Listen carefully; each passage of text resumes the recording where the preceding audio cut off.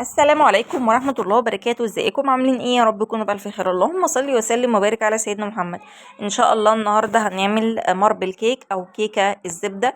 الكيكة دي هنعملها فكرة مشروع، ممكن تقدري تبيعي منها بالنص دستة او بالدستة، او تدخلي منها الكافيهات او السوبر ماركت. تنفع تديها لولاد المدرسة، تنفع تشرب مع تاكل مع الشاي، ينفع مع القهوة، تنفع بصراحة في كل حالاتها مع اي حاجة. اول حاجه هبتدي ان انا احضر القالب بتاعي، سواء هشتغل في قالب مدور او هشتغل في قالب الانجليش كيك. انا حبيت اشتغل في قالب الانجليش كيك، بصراحه انا بحب شكل الكيك فيه. ايا كان الكيك ده ايه، كيك شاي، كيك برتقال، كيك اي كيك بصراحه بحب شكله فيه جدا.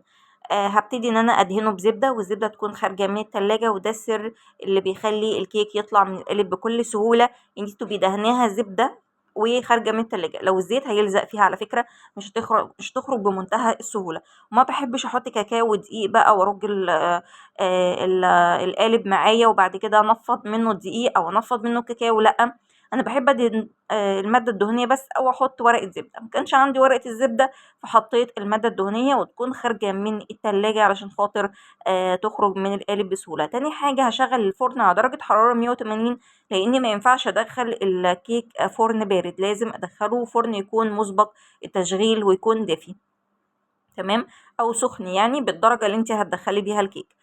تالت حاجة بعد كده بقى هبتدي في الكيك، هبتدي احط 200 جرام من الزبدة ويكونوا بدرجة حرارة المطبخ، حطيت عليهم 300 جرام من السكر. ولكن انا بعد كده هقلل السكر لاني طلعت مسكرة شوية، وانا ما بحبش السكر. طبعا دي اذواق، لو انت بتحبي السكر فيها جامد ممكن تحطي 300 جرام من السكر، حابة السكر قليل حطي 250 جرام، حلو قوي. بعد كده لما يدوبوا كويس جدا مع بعض واحس ان السكر بتاعي داب والخليط بقى كريمي، هبتدي ان انا انزل باربع بيضات، بيضه واحط عليها فانيليا، واحط كمان فانيليا طبعا سايله او بودر عادي، واحط كمان عليها معلقه خل. بحب الخل جدا مع الكيكات ومع المعجنات، بيلعب دور جامد جدا، بيخلي الحاجه هشه، مساماتها ضيقة، بتكون فاتحة من جوه. بيكون يعني بيلعب دور جامد جدا. غير ان هو بيتعامل مع ريحة البيض كمان اكتر من الفانيليا. هبتدي ان انا خلاص خلصت البيض كله بتاعي. هجيب الدقيق 370 جرام من الدقيق، وحطيت عليهم كيس من البيكنج باودر، تمام، وحطيت كمان ذرة ملح. نسيت اقول لكم حطيت ذرة ملح وكيس البيكنج باودر، كيس بيكنج باودر كامل يعني بحطه. هبدأ ان انا احط نص كمية الدقيق اللي معايا، وانزل عليها ب100 ملي من اللبن، وبعد كده احط نص كمية الدقيق التانية وهنزل ب100 ملي من اللبن تاني. يعني انا هحط 200 ملي من اللبن دلوقتي على 370 جرام من الدقيق، وهبدأ ان انا اخلطهم على مرتين علشان خاطر ما هبطش الكيك معايا. ده كده كان سمك الخليط بتاعي. هاخد منه كوباية من الكوبايات المعيارية. ما عندكيش الكوبايات المعيارية، هاتي المج بتاع الشاي وحطي فيه امليه من الخليط بتاع الكيك الابيض ده، علشان ده هنعمله بالكاكاو، تمام. لو وصلتي بالفيديو لحد هنا ما تنسنيش في اللايك، ولو مش مشتركة في القناة اشتركي وفعلي زر الجرس علشان نعمل حاجات حلوة كتير مع بعض، وشجعوني علشان استمر على القناة. هبتدي ان انا انزلهم في طبق واسع كده، وهحط عليها معلقه من الكاكاو. الكاكاو اللي معايا لونه اسود، يعني هو اسباني بس غامق قوي قوي قوي. الاسباني فيه منه درجات، في درجه افتح وباين ان هو فاتح، ولكن هو فعلا لونه اسود، يعني لونه مش بني خالص. فلو معاكوا الدرجه دي ممكن تحطوا معلقه كبيره بس على الكميه ديت، لو معاكوا الدرجه اللي هي الافتح حطوا معلقتين. المهم الكاكاو يكون خام، بس درجة اللون لو معاكي غامقة قوي حطي معلقة واحدة علشان الكيك ما يكونش غامق قوي، ما يكونش لون الشوكولاتة معاكي غامقة قوي، تمام. هبتدي بقى ان انا احط الخليط الابيض كله. ليه؟ لان انا عايزه اعمل شكل البجعه. طبعا الماربل كيك ده فيه منه اشكال كتير جدا، ده كده شكل منه. يعني حبيت الشكل ده قوي فقلت اجربه. ده كان اول مره اجربه وانبهرت بجد لما بدات ان انا اقطع الكيك. هبتدي ان انا املي القالب كله بالخليط بتاعي اللي هو الابيض، وبعد كده هنزل بالخليط اللي هو بالشوكولاته اللي انا قلبته مع الكاكاو على وش القالب كده بالطول في النص، تمام. وهوريكم بقى بعد كده هنعمل ايه. لو عندك خله من بتاعه الشيش طاووق هتبتدي انت تروحي رايح جاي كده على الخليط علشان تدخليه في بعضه. لو ما عندكيش زي ما انا عملت كده سكينه يعني تكون السن بتاعها رفيع، وهنبتدي نروح على الكيك كده رايح جاي، وهنلف مره كمان عليه رايح جاي. تمام. ده كده التكنيك ده هيطلع لك شكل البجعه، وهيكون شكله بصراحه من جوه شكله تحفه جدا. هنبتدي بقى ان احنا ندخل القالب بتاعنا دوت. طبعا الفرن مشغلينه من بداية ما بدأنا ان احنا نعمل الكيك. دخلته وقعد معايا 50 دقيقة بالظبط. بصوا القالب طالع بسم الله ما شاء الله نضيف خالص، مش لازق معايا فيه اي حاجة وهو لسه سخن يعني عامة. طلعت الكيك على شبكة تهوية علشان تبرد، وهسيبها خالص لحد ما تبرد نهائي.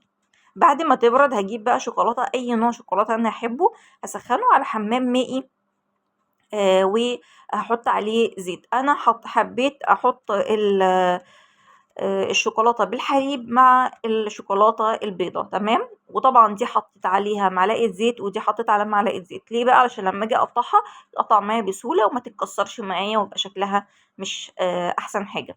هبتدي كده ان انا امشي بالخليط الشوكولاته بتاعي اللي هو بالحليب، وبعد كده هنزل بخطوط من شوكولاته البيضاء. بجد لما اجي اقطع الكيك ده كان صدمه بصراحه، وطالع بقى لونه بسم الله ما شاء الله من تحت ومن الجناب ومن فوق، واخد لون حلو جدا. هو ده اللون الحقيقي اللي انتوا شايفينه في الكاميرا، لون ذهبي كده. والكيك ده بيكون فيه سنه كده قرمشه من بره وطري من جوه، بصراحه تحفه. عجبني جدًا، ولكن في حاجة هو تقيل شوية، يعني هي الكيكة هشة وكل حاجة، بس في الأكل بتاعه تقيل شوية، اللي ما لهوش تُقل على الحلويات والكلام ده هو تقيل شوية. لو أنتِ بقى حابة تعمليها بالزيت هيكون أخف بكتير، هتكون أحسن.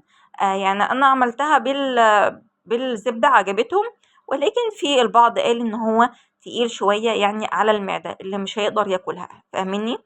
ولكن هي جميلة وهشة وكل حاجة.